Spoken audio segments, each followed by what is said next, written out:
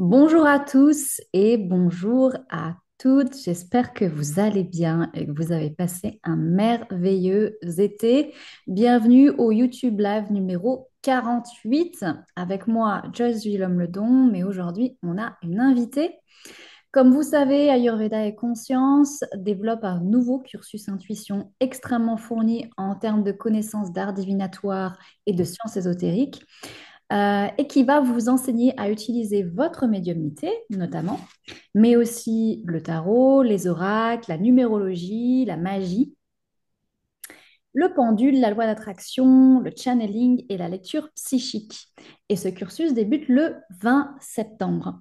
Au mois d'août, vous avez rencontré Cassandre Augereau qui vous a expliqué ce que c'était la magie, qu'est-ce qu'on allait enseigner également. Et aujourd'hui, j'ai le plaisir de vous faire rencontrer Hélène Frontezac, qui est numérologue. Bonjour Hélène, Bonjour Joyce, bonjour à tous. comment vas-tu? Eh bien, ça va très bien, merci. Donc, je me présente là?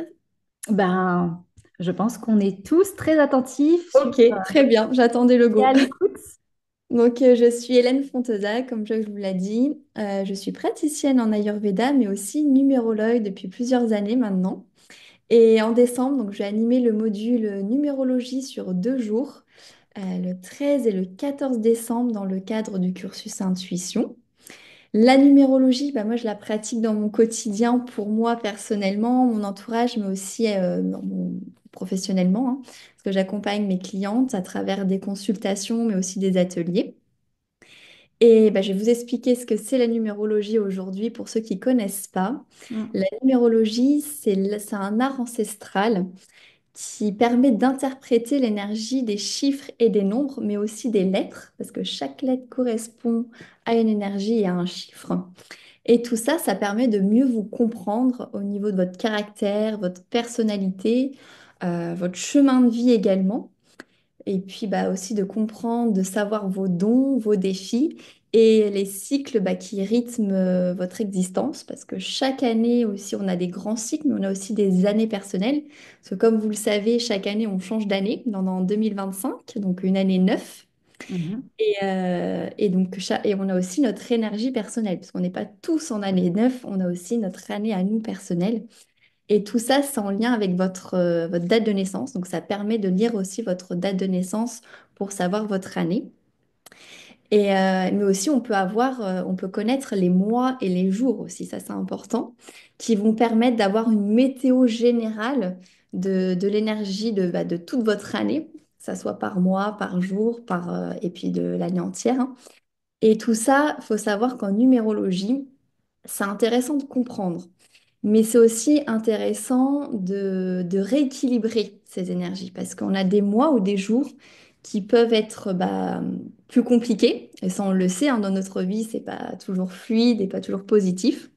Et la numérologie, ça permet d'équilibrer quand il y a des mois qui sont un peu plus compliqués.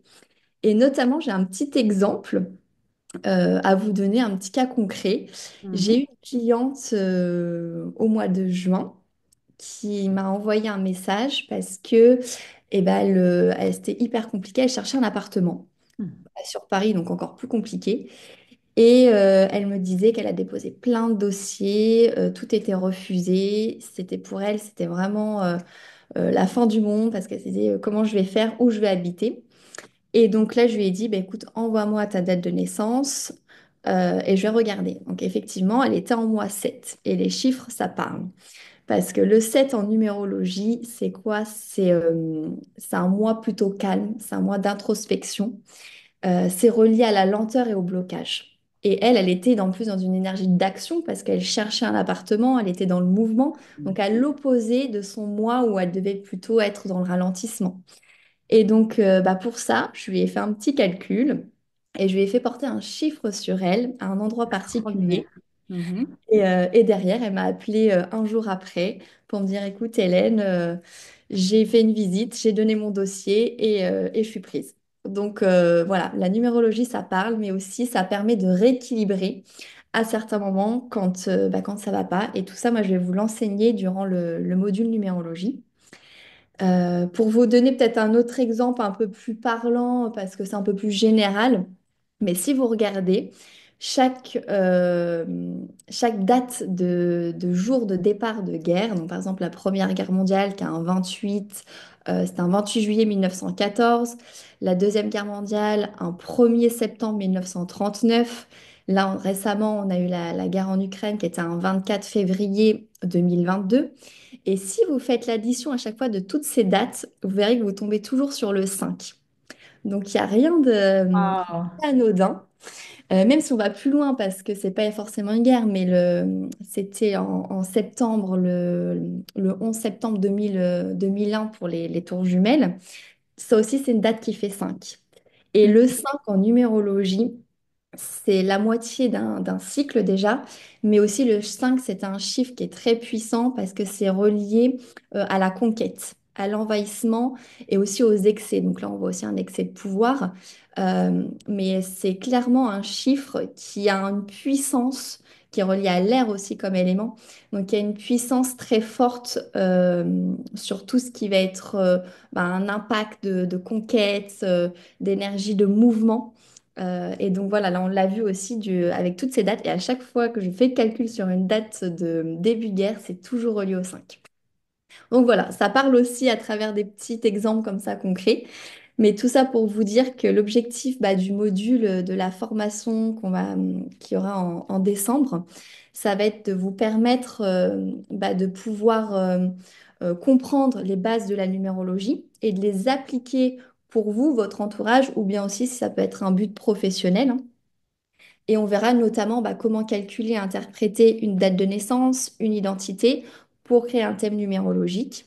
Les liens aussi entre les années, les mois, les jours pour équilibrer ce que je vous disais tout à l'heure, mais les énergies positives et négatives. Et puis beaucoup de cas pratiques parce que la numérologie, c'est des calculs, mais c'est aussi, euh, il y a besoin de l'intuition pour comprendre. Hmm. D'où le Voilà, fait que ça soit dans le cursus intuition d'ailleurs. exactement. Hmm. Parce que voilà, vous avez des calculs à faire, mais derrière, quand vous avez plein de chiffres, notamment pour un thème numérologique, c'est aussi de faire parler votre intuition, de vous connecter avec l'énergie qui se dégage pour pouvoir interpréter tout ça. Donc moi, je vais vous accompagner à travers le module avec votre intuition, pour développer votre intuition, mais vous accompagner aussi dans l'étude de l'énergie de tous les chiffres. Et donc, j'ai hâte de partager la formation avec vous. Et puis, si vous avez des questions en attendant, n'hésitez pas à revenir vers moi, donc soit par le biais de l'école ou sinon sur mes réseaux. Donc, Instagram, c'est tara.holistique ou sinon, je suis aussi présente par mail ou WhatsApp. Je Point peux holistique, je communiquer. note dans le chat. Holistique, c'est C'est ici à la fin. tara.holistique, mais avec IC à la fin, holistique. Vous Ou pouvez me contacter directement sur Instagram. Instagram ou mon site internet qui est aussi le même intitulé tara-holistique.com. Mhm. Voilà, donc si vous êtes curieux d'apprendre tous les messages des chiffres dans votre vie, dans votre entourage ou pour vos clients, ce module, il est fait pour vous. Oui, et puis ça marche tellement bien parce que donc avant, on a le module oracle et tarot que je vais enseigner et les tarots ont des chiffres aussi.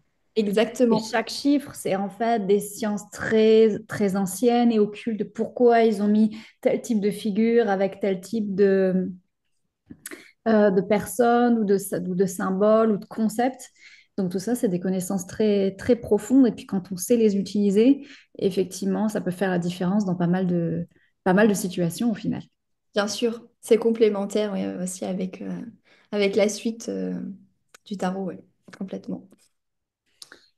Merci beaucoup, Hélène. On a hâte d'être au mois de décembre pour découvrir tous ces chiffres, leur signification et il y a un aspect presque un peu magique en fait, Exactement, oui.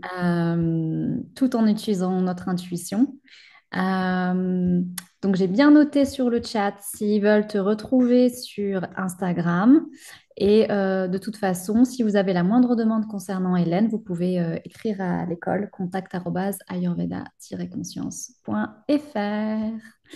À bientôt Hélène, merci encore, très belle journée. Merci à toi, Joyce, et à bientôt. À bientôt. Au revoir.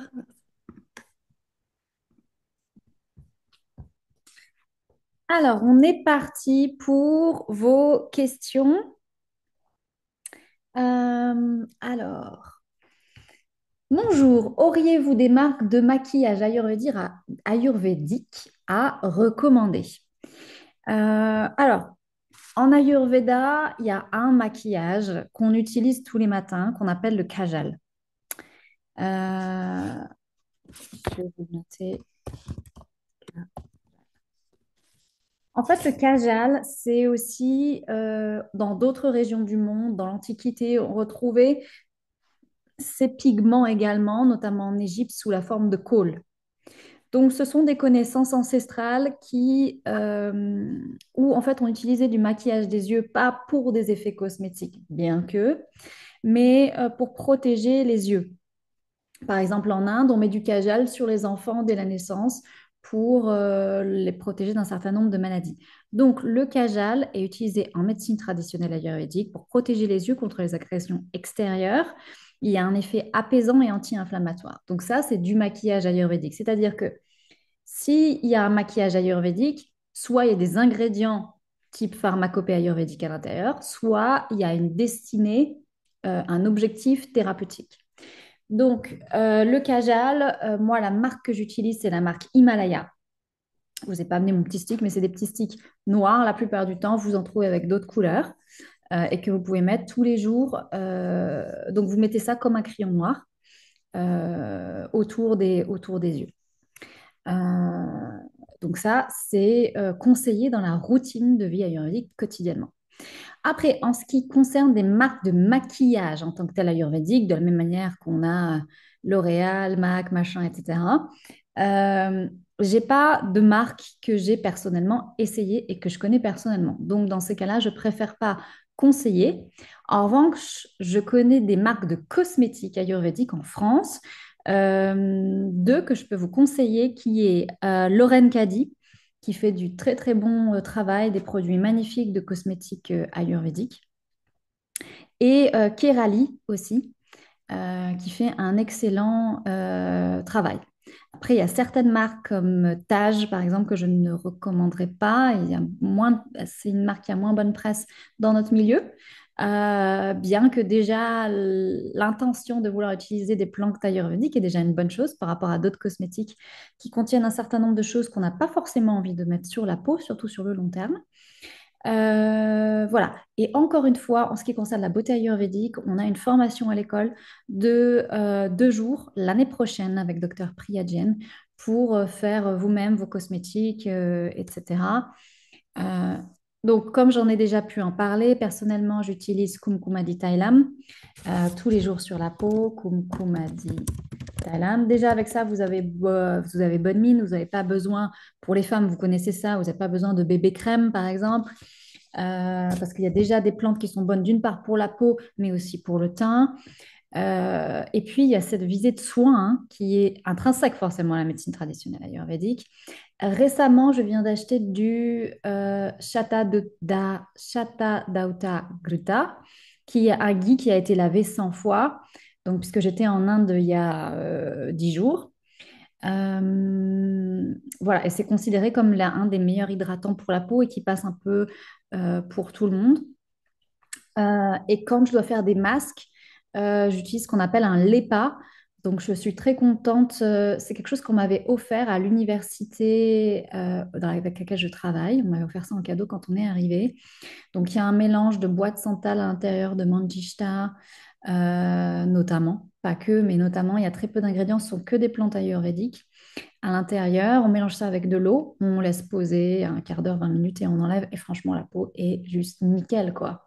Donc, franchement, une fois qu'on fait ça, j'en ai déjà parlé, mais une fois qu'on fait ça, on n'a juste pas du tout envie de retourner. Mais pour rien au monde, sur des choses qui ont des ingrédients un peu plus douteux et qui ne voient pas les choses de manière holistique.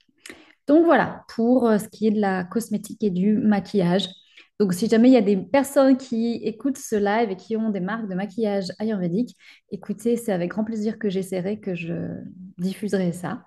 Mais pour l'instant, voilà, il n'y a que la marque Himalaya, qui est d'ailleurs une firme pharmaceutique ayurvédique, et pas une marque de cosmétique ni une marque de maquillage ayurvédique que j'utilise. Ensuite, bonjour Joyce, as-tu des recommandations pour stopper ou faire régresser une cataracte? Alors, la cataracte, c'est lié à deux doshas. D'abord, on sait que c'est la plupart du temps, pas toujours, hein, mais la plupart du temps lié au vieillissement. Donc, quand il y a du vieillissement, on a Vata qui augmente. Dans la cataracte, on va avoir Vata, donc le corps qui est stressé par la dégénérescence de tissu, qui, dès que Kapha augmente, va mettre ce Kapha dans l'œil et va créer cette peau, cette particule qui va finir par obstruer la rétine et donc obstruer la vision. Donc, c'est possible de stopper cette progression, mais le mieux, bien sûr, est de la prévenir. Parce que, par contre, à ma connaissance, une fois que cette pellicule s'est formée, j'ai jamais vu qu'il était possible de la faire régresser. La faire stopper, oui, la faire régresser, à ma connaissance, non. Donc, si on veut arrêter ce processus-là ou la prévenir, parce qu'on a déjà un des yeux qui ont été touchés, je vous conseillerais de faire une goutte de décoction de trifala quotidiennement dans chaque œil. Ensuite, prendre du trifala et du miel le soir avant le coucher et de mettre des gouttes dans le nez qu'on appelle nasya avec Anu Thailam. Anu Thailam, je vous en parle beaucoup. Anu Thailam. Et il va falloir avoir aussi une répercussion sur votre hygiène de vie. Donc, il serait bien de diminuer la consommation de produits animaux, en particulier produits carnés et graisses d'origine animale.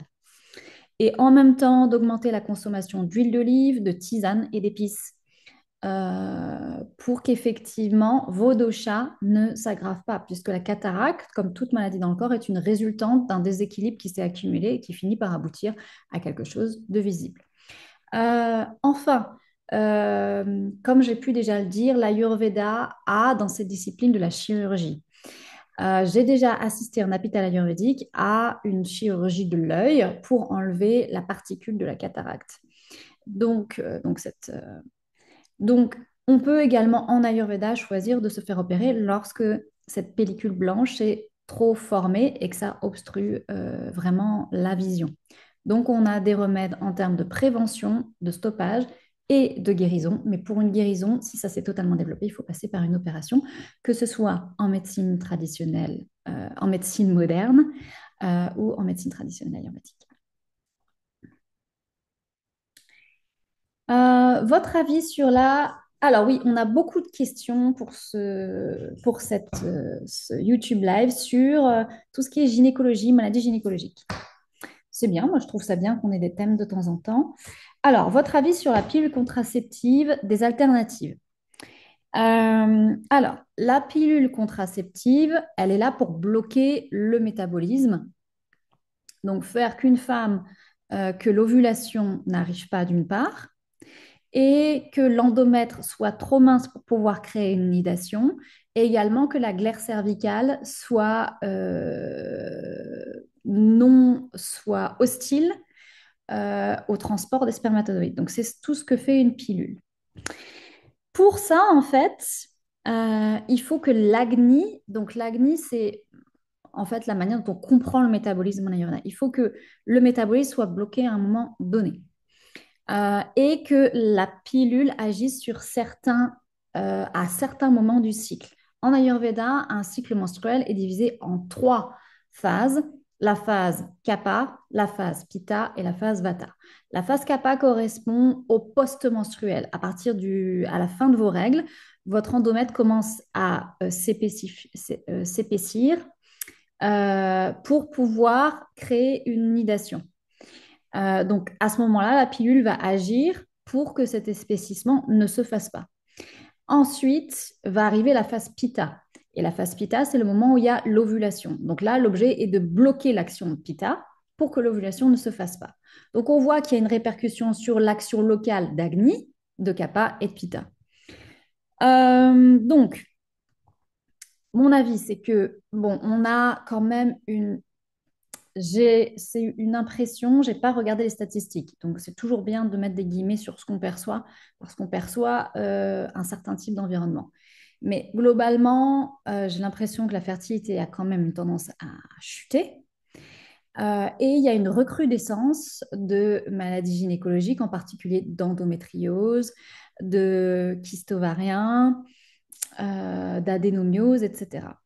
Donc, le fait qu'aujourd'hui, la pilule est prise par les femmes depuis des dizaines d'années, on ne peut pas nier quand même éventuellement un impact sur la fertilité féminine et sur éventuellement certains développements de maladies. Euh, voilà, juste déjà d'un point de vue logique.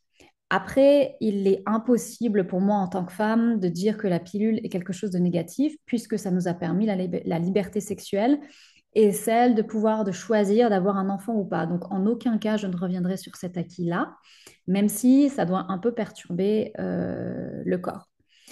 Après, lorsqu'on ne veut pas utiliser ça, ce qui est compréhensible, en particulier les femmes qui ont beaucoup de kapha et de pitta dans leur constitution, vont, et surtout ici, ces deux doshas-là forts dans la constitution, elles vont avoir une tendance à réagir aux hormones qui sont données, donc progestérone, œstrogène, etc. Euh, et donc, moi, ce que je conseille, c'est déjà d'étudier un peu comment ça marche tout ce truc. Comment est-ce qu'on tombe enceinte? Parce qu'au final, tomber enceinte, c'est vraiment une fenêtre en fait, hein. Sur 28 jours, il faut quand même un peu viser, hein.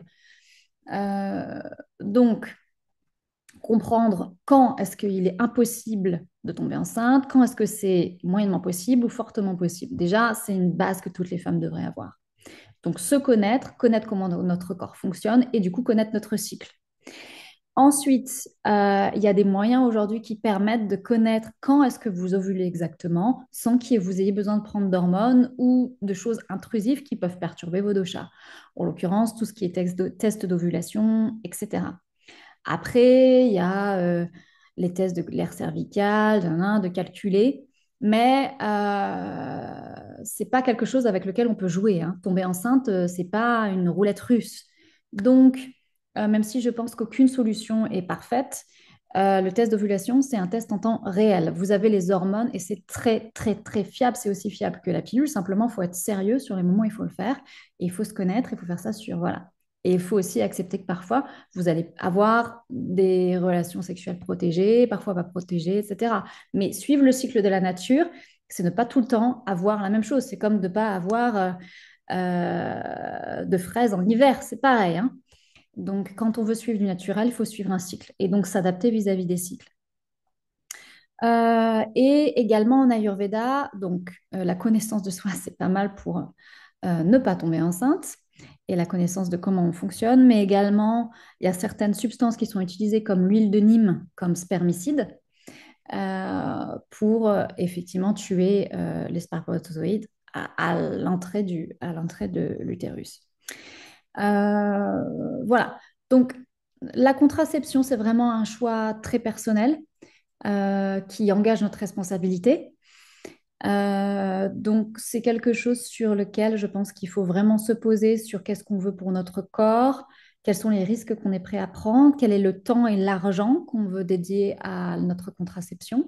Donc, pour cette raison-là, voilà. Et encore une fois, on ne peut remercier en tant que femme que le fait que la pilule soit largement développée, ce qui nous a permis de faire d'autres choses qu'élever des enfants. Euh, donc, voilà mon avis sur le sujet. Des solutions à des règles douloureuses abondantes provoquant vomissements, etc. Alors, quand il y a des règles, alors là, c'est quoi qui est cité? Douloureuses. Quand il y a des règles douloureuses, prenez de la shatavari, c'est Asparagus racemosus, que vous trouverez sur la marque Ayurveda notamment, ou dans d'autres endroits. Quand il y a des règles trop abondantes, c'est Ashoka qu'il faut prendre. Donc, dans les deux cas, là, parce que là, il y a deux symptômes qui sont cités. La personne pourrait prendre en posologie moyenne une demi-cuillère à café d'Ashoka, une demi-cuillère à café de Shatavari. Il y a une formulation ayurvédique aussi qui pourrait combiner les deux, qui est un peu un généraliste pour plein de problèmes gynécologiques, qui est Pushanuga Churna. Donc voilà pour si vous avez ce type de problème-là. Donc en fait, grosso modo, pendant vos règles, donc Vata est très aggravé. Et si Vata s'aggrave localement au niveau gynécologique, s'il est très aggravé, il peut dérégler les autres, ce qu'on appelle sous-dosha de Vata, et c'est pour ça qu'il y a des vomissements. Les vomissements, c'est une action de Vata, donc on a Vata qui est aggravé partout, et du coup, bon, ça crée ce genre de choses-là. Bonjour Evie. Ensuite, l'Ayurveda guérit les maladies hormonales féminines. Point d'interrogation. Donc, est-ce que l'Ayurveda guérit les maladies hormonales féminines?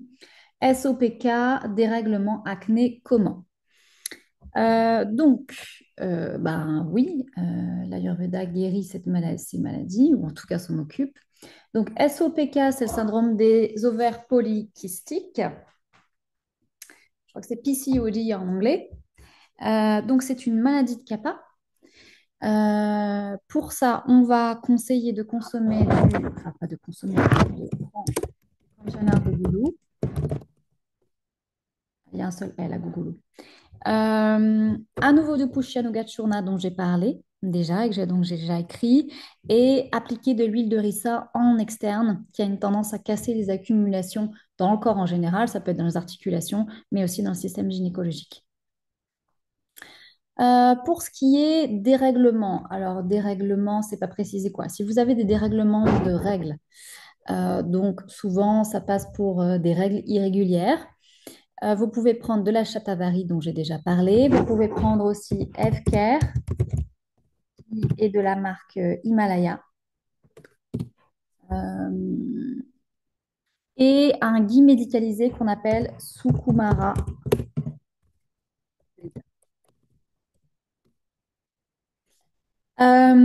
Pour tout ce qui est manifestation cutanée pendant les règles, en fait, quand on a nos règles, on a donc Vata qui est aggravé, c'est-à-dire, dans d'autres manières de parler plus simples, le corps est stressé. Les filles, quand on a nos règles, on est physiquement stressé déjà. Donc, quand le corps est stressé, il y a plein de choses latentes qui ont tendance à ressortir. C'est pareil d'ailleurs dans la psychologie. Quand on est stressé, il y a plein de choses latentes qui ressortent. Donc, en fait, si vous avez de l'acné pendant les règles, c'est que déjà vous avez un terrain acnéique, mais que seulement parce que le corps est stressé, il le fait ressortir cette problématique. Donc, en fait, il faut régler ça comme un problème de peau classique. Donc, les meilleures plantes contre l'acné en Ayurveda, on a le Nîmes et le Gougoulou. Simplement, si vous traitez de l'acné qui arrive au moment des règles, il va falloir traiter l'acné en dehors des règles. Puisqu'en fait, ces deux plantes, le Nîmes et le Gougoulou, sont pas vraiment très indiquées, soit quand vous avez des saignements abondants, soit quand vous avez déjà des douleurs de règles, que vous n'êtes pas très bien, parce que c'est des plantes qui sont là pour aider le catabolisme du corps. Or, quand on a nos règles, le corps a plutôt besoin de soutien. Donc, remettre un coup sur la catabolisme, ce n'est pas forcément un bon moment. Donc, je vous conseille de prendre ces plantes-là à partir de la fin de vos règles jusque 5 jours avant vos règles, puisque à partir d'à peu près 5 jours avant vos règles, vous passez, ou le moment où vous savez, on est un peu plus sensible, on a un peu moins le moral, on a un peu moins d'énergie. Voilà, le moment où le syndrome prémenstruel arrive, si vous en avez, arrêtez ces plantes-là. Donc faire juste ça sur une quinzaine de jours sur votre cycle à peu près. Et normalement, vous devrez voir que d'un cycle à l'autre, eh ben, vous avez de moins en moins de boutons. Sachant que l'acné aussi, il faut faire attention à son alimentation. Bonjour Joyce, pourrais-tu nous donner quelques pratiques pour stimuler la glande pinéale? Merci. J'ai pas eu de précision sur stimuler la glande pinéale, pourquoi? Donc, ben, je vais répondre en général. Donc, la glande pinéale, elle est liée en Ayurveda au troisième œil ou au sixième chakra. En l'occurrence, la glande pinéale est donc entre les deux yeux, donc au niveau ce qu'on appelle donc du troisième œil, et correspond à ce qu'on appelle ajna solaire. Donc, pour tout ce qui est énergétique ayurvédique, ça correspond à nos facultés, sur le plan énergétique, je parle, hein, pas sur le plan physiologique, qu'on soit clair. Ça correspond à notre capacité à penser, à visualiser et à la glande pinéale aussi a un rôle dans la médiumnité. donc à voir et à comprendre notre environnement extérieur. Ça, c'est le rôle d'ajna solaire et aussi de créer par la visualisation. Donc, ajna solaire ou glande pinéale peut être stimulé par le mantra Om. Si vous faites le mantra Om, bonjour Paul, j'espère que tu vas bien. Le mantra Om doit être répété 108 fois, minimum sur un cycle de 21 jours pour que vous ayez un effet. Ensuite, il y a les pranayamas en général. Pranayama, c'est prana et ayama. Prana, c'est souffle et ayama, exercice. Donc, c'est exercice de respiration qui va stimuler la glande pinéale. Donc, tous les pranayamas stimulent la glande pinéale, mais en particulier un, c'est Kapalabhati. Kapalabhati, que d'ailleurs, de temps en temps, je fais faire en cursus intuition pour un peu dégager la tête avant qu'on commence à percevoir. Ensuite, vous pouvez visualiser tous les jours la couleur indigo. Une couleur, c'est une fréquence et chacun de vos centres énergétiques qui sont reliés à des organes. Donc là, on a parlé de la glande pinéale pour le troisième œil, mais vous avez par exemple le pancréas pour le troisième chakra. Donc chacun des chakras sont souvent liés à des glandes. Pour nous, ces chakras vibrent à une certaine fréquence. Et les couleurs ont aussi des fréquences. Donc le fait de visualiser une couleur permet de créer cette fréquence-là et de supporter ce chakra-là. Donc pour ce qui concerne la glande pinéale et l'ajna solaire, ça va être la couleur indigo qu'il va falloir visualiser. Ensuite, c'est marrant, je ne l'ai pas fait exprès, mais vous voyez, j'ai mis une sorte de petit bindi, en l'occurrence, si vous voulez savoir où est la glande pinéale, c'est là où ça brille entre mes deux yeux. Euh, donc, en fait, dans la religion hindoue, souvent les hindous considèrent que c'est pas forcément une religion, bon, c'est discutable, mais que c'est plutôt un art de vivre ou une manière de vivre. Euh, et les hindous les femmes vont mettre un bindi au niveau de la glande pinéale. Et plusieurs fois, j'ai eu l'explication qu'en fait, c'était pour stimuler la glande pinéale. Donc, le fait de mettre quelque chose au niveau de la glande pinéale a une tendance à stimuler cet endroit-là. Et enfin, en yoga, il y a une posture très simple qui vous permet de stimuler la glande pinéale, qui est la chandelle, tout simplement. Donc voilà, quelques trucs pour stimuler la glande pinéale. L'Ayurveda peut-elle guérir toutes les maladies? Alors, l'Ayurveda peut soigner toutes les maladies, mais ne peut pas guérir toutes les maladies. Et d'ailleurs, aucune médecine ne peut guérir toute maladie. Sinon, on aurait une population qui n'est plus malade et qui n'a plus de maladie. Euh, donc, pour rappel, l'Ayurveda, c'est une médecine traditionnelle qui existe depuis près de 5000 ans. C'est la seule médecine qui est perdurée dans sa forme originelle, qui était concomitante aux médecines égyptiennes, mésopotamiennes. Donc, ça, c'est à vous remémorer dans vos cours d'histoire. Et chacune ont disparu, sauf l'Ayurveda, qui a gardé sa forme originelle, qui a juste évolué, mais qui est resté, en fait, on a beaucoup de reliquats de cette période-là. Euh, donc, et cette médecine, c'était pas pour faire de la médecine douce à l'époque, c'était pour soigner tout problème. Et il y a beaucoup de maladies existantes qui existaient déjà il y a 5000 ans. Par exemple, le cancer était quelque chose qui existait déjà. Le cancer, des maladies très graves, la tuberculose. Euh, donc, l'Ayurveda est conçu pour soigner ça. Est-ce que ça guérit à tous les coups? Non. Est-ce que ça guérit tout? Non. Mais citez-moi une médecine qui peut tout guérir en tout moment et chez toute personne. Ça n'existe pas. Donc, l'Ayurveda a en plus plusieurs branches de spécialisation. D'abord, on a une branche qu'on appelle Kaya Chikitsa, qui est une branche de médecine générale. Ensuite, on a une branche de chirurgie. D'ailleurs, le diplôme que vous passez en Inde s'appelle un BAMS, Bachelor of Ayurvedic Medicine and Surgery, donc chirurgie. Il y a une spécialisation maladie ORL, en toxicologie, en psychiatrie, en gynécologie, en pédiatrie et en sciences de la régénération. La science de la régénération, ça sert à la fois pour augmenter la fertilité, ça sert pour rajeunir Et ça sert pour récupérer après une période traumatisante, la plupart du temps, des longues maladies, par exemple. Et l'Ayurveda a en Inde des hôpitaux entiers et se pratique en clinique. Donc voilà pour remettre un petit peu le contexte de l'Ayurveda. Bonjour Anissa, merci. J'espère que tu vas bien. Alors, il me reste des questions. Bonjour, j'ai pris par le passé un mélange de magnésium, ashwagandha et rhodiola qui m'a bien convenu. J'ai donc voulu acheter de l'ashwagandha seul, de qualité, mais je ne sais pas si c'est cela ou la migraine que j'avais ce jour-là, mais je me suis sentie mal. Très forte nausée et vomissement, je ne vomis jamais. Est-ce que cela peut être des effets négatifs de l'ashwagandha et vaut-il mieux couper le cachet en deux ou ne plus en reprendre? Je n'en ai pris qu'une seule fois. Merci à vous. Alors, chaque plante, chaque plante, c'est la même chose pour n'importe quelle substance thérapeutique que vous prenez. Il y a des indications, des contre-indications. Et là, en l'occurrence, dans ce que vous me dites, vous avez pris de l'ashwagandha sur un terrain clairement où il y a des contre-indications.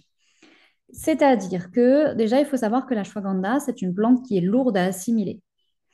Une plante qui est lourde à assimiler, ça veut dire que votre métabolisme et votre capacité digestive doivent être bonnes si vous voulez pouvoir l'assimiler correctement et pas faire d'indigestion, d'une part.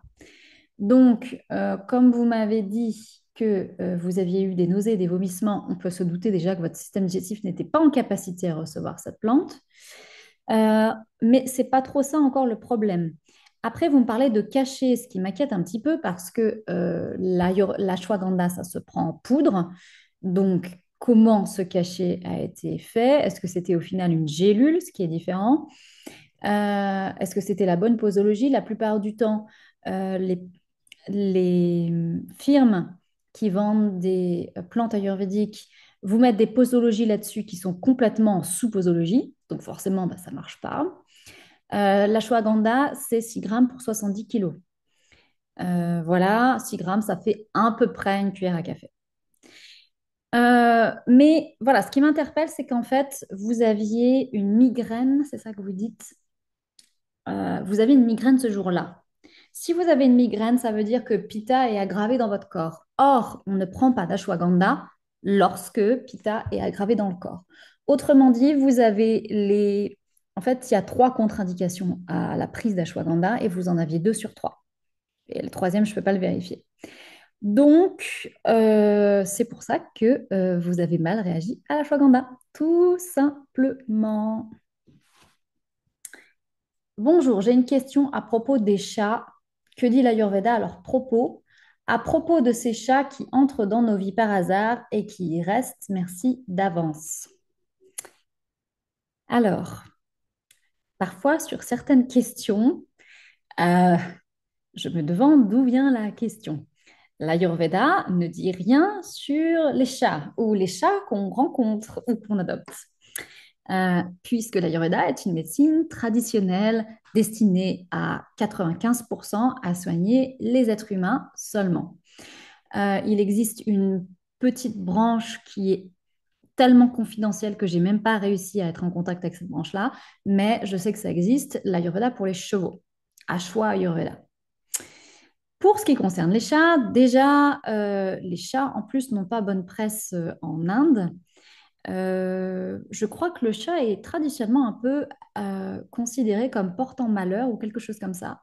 Mais malheureusement, moi j'adore les chats, donc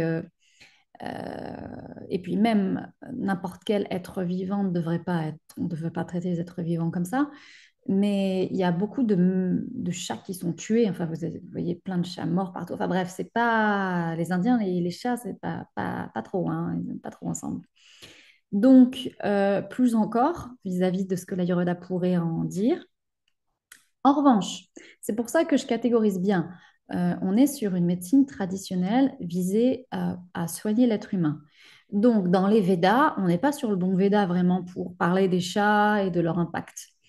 On va peut-être trouver un peu plus d'informations dans le Jyotish. Donc, vous savez que Ayurveda et Conscience, on a Justine Savitri, qui d'ailleurs va maintenant enseigner les élèves de première année également est conforme à cette science-là millénaire qui est celle de l'astrologie védique.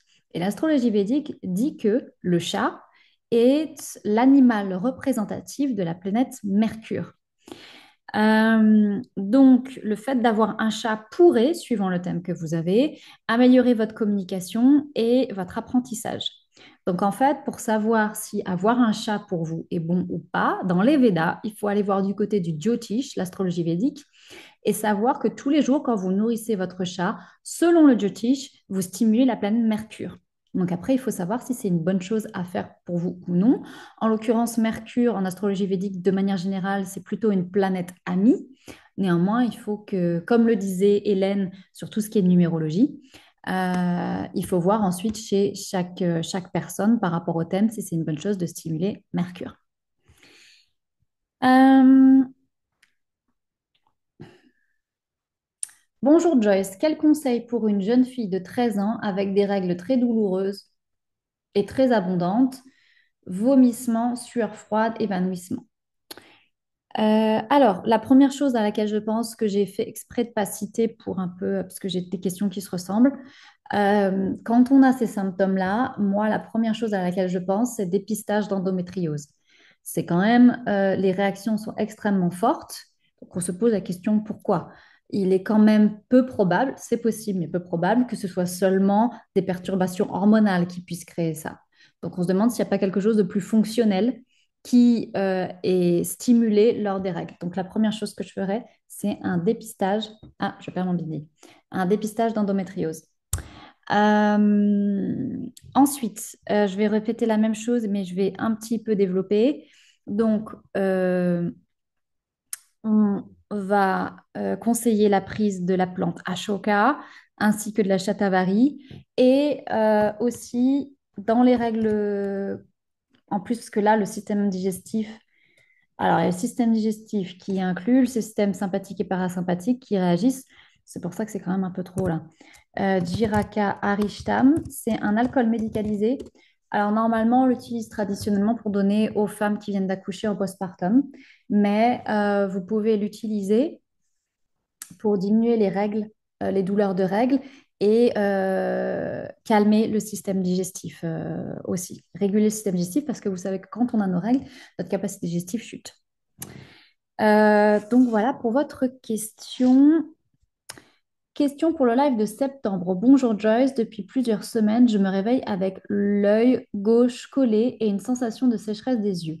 L'ophtalmologue n'a pas décelé d'anomie particulière. Avez-vous des conseils pour améliorer la situation? Par contre, elle m'a conseillé l'opération de la cataracte. J'ai 67 ans. L'Ayurveda a-t-il un avis particulier sur le sujet? Merci pour vos lives. C'est toujours un plaisir de vous écouter.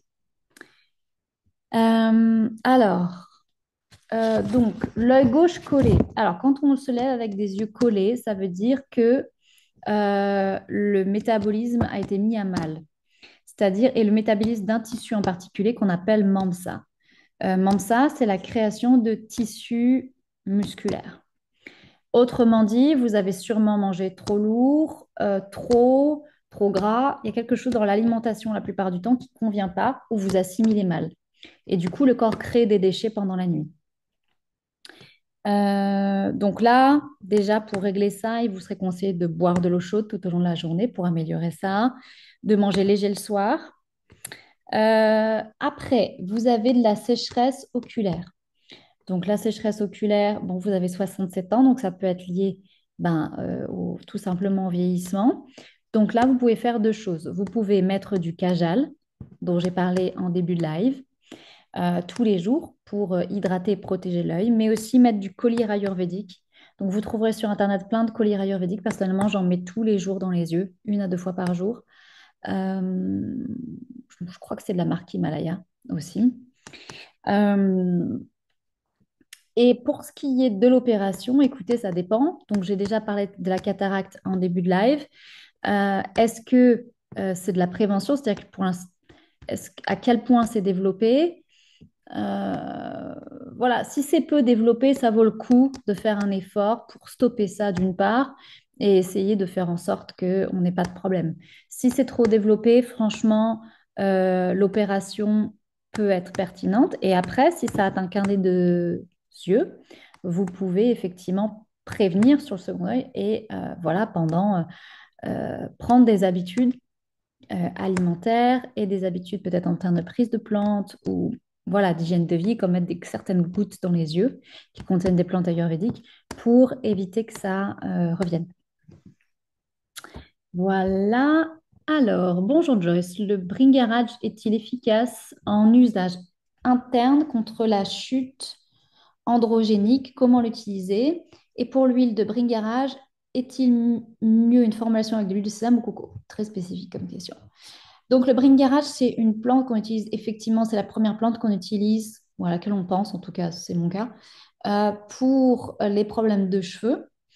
On utilise souvent l'huile en externe et on peut prendre effectivement du Bringarage en interne. Euh, donc, oui, ça peut être efficace. Euh, donc, vous pouvez en prendre. La posologie, c'est à peu près 3 grammes pour 70 kilos. Il faut faire attention parce que ça augmente Pitta.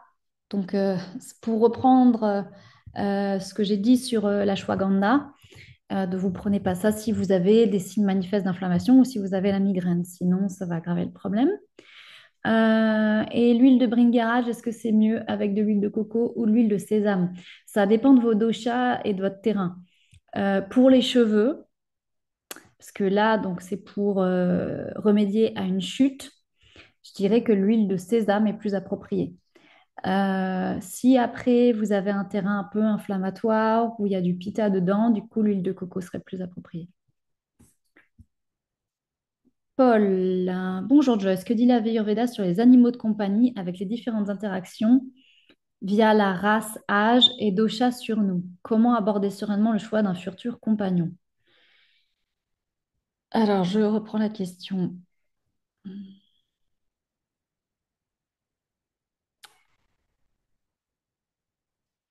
C'est une question qui se prépare, hein, parce qu'il y a beaucoup d'animaux de compagnie. Donc, on va prendre, c'est quoi les animaux de compagnie les plus fréquents? On a le chien, le chat. C'est quoi le troisième animal de compagnie plus fréquent? Attendez, on va se faire une petite recherche Google. Animal de compagnie les plus fréquents. Je vais répondre là-dessus parce que animal de compagnie le plus populaire. Allez hop.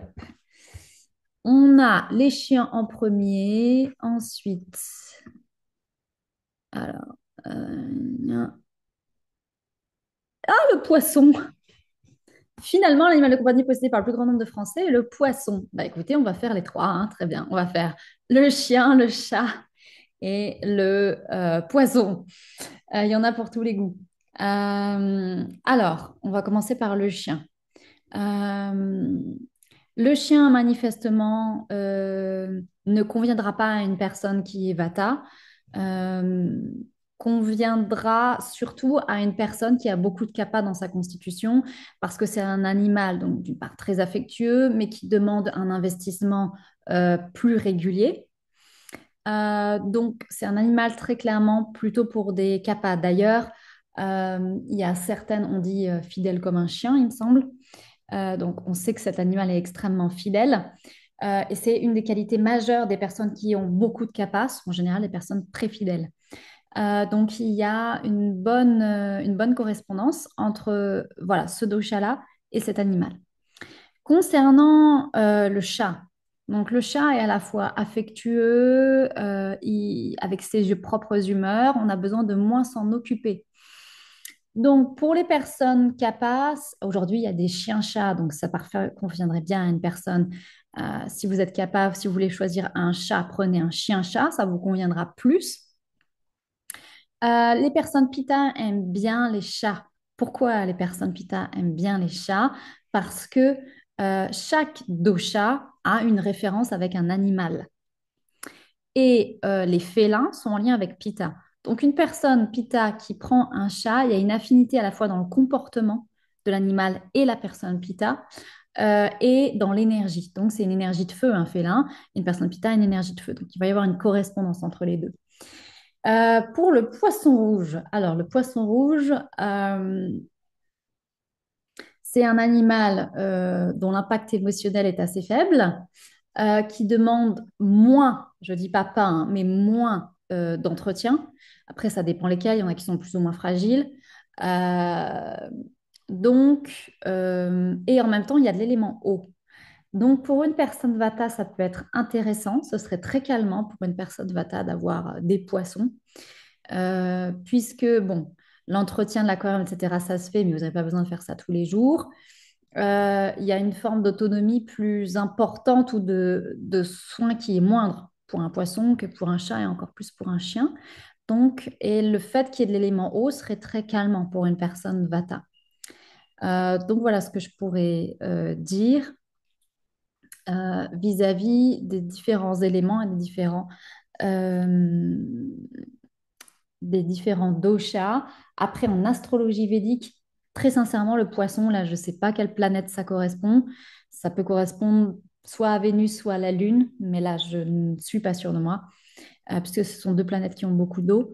Et le chien, il me semble, est lié à Mars. Donc, le chien va stimuler la planète Mars dans le thème de la personne. Donc, le chat, j'en ai déjà parlé, ça va stimuler Mercure. Et donc, Paul, tu dis ma planète dominante est Mercure, mais en chute et disharmonieuse. Je pense plus à un chien qu'un chat. Ah non, dans ton cas, il faut un chat. Pour, si c'est ta planète dominante et qu'en plus elle va pas bien, il faut prendre un chat. Le chien, ça va stimuler Mars. Voilà, bien. Et ben, je pense qu'on est bon sur les questions. Bah, c'est un petit YouTube live de rentrée. Je pense que beaucoup de personnes sont assez occupées par la rentrée. Là, j'avais suffisamment de questions pour le faire. Souvent, je décale au deuxième mercredi parce que, bon, il me faut une bonne dizaine de questions quand même pour faire un YouTube live. Tiens, j'ai des questions qui arrivent. Je vais répondre à la question de Lisa, mais je voulais vous parler du week-end de d'Ayurveda et Conscience, de réserver vos dates. C'est le 18 et 19 octobre. Donc, c'est 2 jours en ligne où vous allez voir tous les professeurs de l'école qui vont donner des cours. Donc, c'est 2 jours de cours où vous avez là, ce que je suis en train de préparer comme programme, on va avoir la sage Shweta Rajaram qui fait du Vedanta qui va commencer. Ensuite, on va avoir du Jyotishi. On va avoir Natalia Alonso Movia qui va donner des cours sur des remèdes qui sont bons pour la santé. On va avoir la professeure de magie qui va vous parler de la symbolique du cercle et comment l'utiliser en magie. On va avoir Hélène, que vous avez vue tout à l'heure, qui va parler de comment préparer votre année en 2026. Voilà, je suis en cours de préparation du programme, mais réservez vos dates. On va commencer la communication ce mois-ci. Donc, c'est 2 jours que vous pouvez revoir en replay ou en live. Ça vous permet d'être en contact avec tous les professeurs, de voir les professeurs que vous voulez, de poser des questions. C'est aussi bien pour les personnes qui éventuellement voudraient s'inscrire à l'école. C'est 2 jours à 45 euros. Donc, on va lancer ça pendant le mois, là, d'ici une semaine, quelque chose comme ça. On va lancer la communication et les billets qui seront sur WizEvent. Donc, voilà, je trouve que c'est un programme très riche. Vous allez avoir au total 10 cours sur 2 jours et de professeurs différents. Moi, je ne sais pas encore ce que je vais faire comme cours, mais si vous voulez que je fasse un cours en particulier, vous pouvez laisser des commentaires. Voilà. Du coup, j'en viens à la question de Lisa. J'ai des problèmes d'acné au niveau du visage depuis toujours les 65 ans. Que me conseillez-vous? Alors, souvent, quand c'est des problèmes d'acné qui durent depuis aussi longtemps, ben, il y a souvent quelque chose de familial, c'est-à-dire qu'on a une faiblesse hépatique, la filtration du sang n'est pas hyper bonne, le foie est euh, un peu sensible. Donc, bon, si ça fait 65 ans que vous avez de l'acné, enfin, pas tout à fait, ça a dû arriver il y a 55 ans plus tôt, à peu près. Euh, Ce qu'il faut faire, c'est déjà regarder dans votre alimentation s'il y a des sources. Et si ça fait 65 ans, si vous prenez des aliments qui donnent de l'acné, ça ne vous fera pas de cadeau. Donc, en ligne de mire, les produits laitiers et en particulier le fromage. Ensuite, le sucre blanc. Le fromage, le sucre blanc, les produits laitiers et le sucre blanc, c'est les 2 gros facteurs d'acné. Et après, une alimentation trop grasse également. Charcuterie, voilà. Donc ça, il faut que vous soyez au clair sur votre alimentation. Ensuite, il faudrait que vous preniez des habitudes parce que si ça fait autant de temps, Le mieux, c'est d'essayer de diminuer ça sans que vous soyez tout le temps en train de prendre des plantes, même si franchement, pour avoir des résultats, là, va falloir y aller. Mais par exemple, vous pouvez prendre l'habitude tous les jours, vous faites un shot de curcuma en poudre. Et après, il faut tous les ans, minimum une fois par an, il faut décharger le foie. Pour décharger le foie, c'est pas prendre du radis noir. Quoique faire une cure de radis noir, oh, vous pourrez très bien faire une cure de radis noir à l'arrivée du printemps, puisque l'acné va avoir une tendance à flamber au printemps et à l'été. Normalement, ça a une tendance à se calmer pendant l'hiver. Mais faire une détox du foie, c'est en fait, ça se fait en médecine ayurvédique avec une cure du foie ou en prenant des laxatifs. Alors, certains laxatifs, hein, c'est l'objet, c'est pas de... Parce qu'en fait, quand vous prenez des laxatifs comme il faut, vous enlevez la réserve d'acidité qu'il y a dans l'intestin grêle et qui, pour partie, est responsable d'un dysfonctionnement aussi du foie. Bref, il faut enlever ce qu'on appelle le dosha pitta. Donc voilà, pour moi, je pense que c'est tout à fait possible d'avoir une amélioration. Pour enlever ça, quand une maladie est là depuis très longtemps, on ne peut jamais assurer qu'elle puisse partir totalement. C'est pas impossible, mais voilà. Et il va falloir s'y mettre sur un certain temps. Et quand vous avez n'importe quelle maladie depuis longtemps, si vous faites une erreur dans votre hygiène de vie, c'est reparti. Donc pourquoi? Parce qu'au fur et à mesure des années, le système s'affaiblit en fait et donc devient de plus en plus sensible. Évidemment, l'huile de Chandana Thailand est-il conseillé pour les personnes pitta? Ben oui, c'est l'huile conseillée aux personnes pitta. Chandana Thailand, donc Chandanadi, Chandan, c'est le bois de santal. Chandana Thailand, c'est une huile à base de bois de santal qu'on utilise en particulier pour le massage de la tête, notamment dans des perturbations psychologiques de type pitta, type obsession, maniaquerie, burn-out, hypertension, ce genre de choses-là. Donc, c'est en particulier dédié effectivement aux personnes pitta pour les calmer. Le bois de santal a une très grosse affinité avec le dosha pitta. Voilà, et eh bien je pense que on est bon pour ce YouTube live. Euh, je vous souhaite une très belle rentrée. Vous allez voir passer sur nos réseaux sociaux beaucoup de nouveautés. On a notamment un nouveau cursus massage. Il y a près de 4 nouveaux professeurs à l'école. Donc voilà, mais je vous ai suffisamment parlé de ça. Je vais vous souhaiter une belle rentrée. Et je vous dis à très bientôt, notamment pour le week-end de l'Ayurveda le 18-19. Et on se retrouve pour le prochain YouTube Live début octobre. Je vous dis à très bientôt et très belle rentrée à tous.